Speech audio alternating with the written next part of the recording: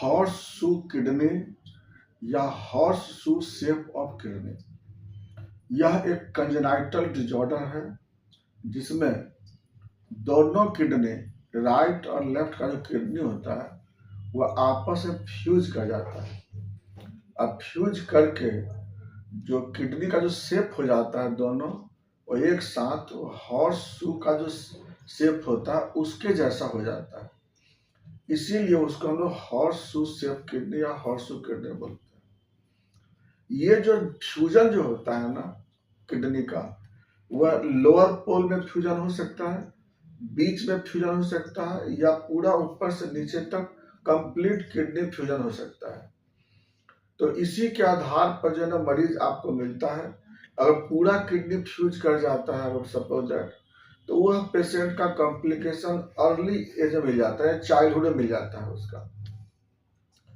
कुछ पेशेंट में जो मिड पोल में जब फ्यूजन होते हैं तो एडल्टहुड में कभी कभी मिलते हैं, हुआ उसका फाइंडिंग मिलता है।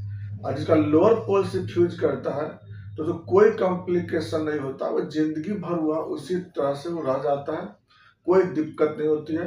इसीलिए इसमें घबराते कब है, इसमें दिक्कत कब होती है, जब उसमें कंप्लीट फ्यूजन होता है उस समय।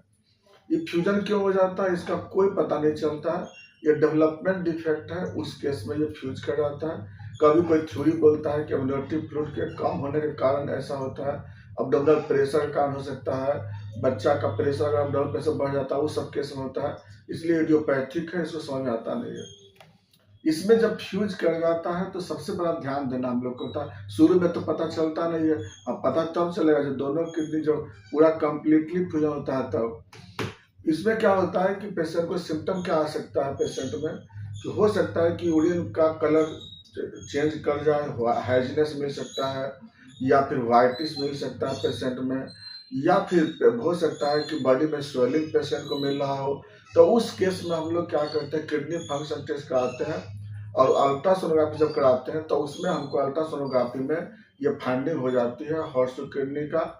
और जब अल्ट्रासोनोग्राफी पता चल जाता है हॉर्स शू किडनी, तब हमको अगला जांच कराना है, सीटी स्कैन कराते हैं, और उसी बेसिस पे हम लोग पेशेंट को रखते हैं हम लोग कि हाँ सर्जरी की आवश्यकता पड़ेगा कि नहीं पड़ेगा।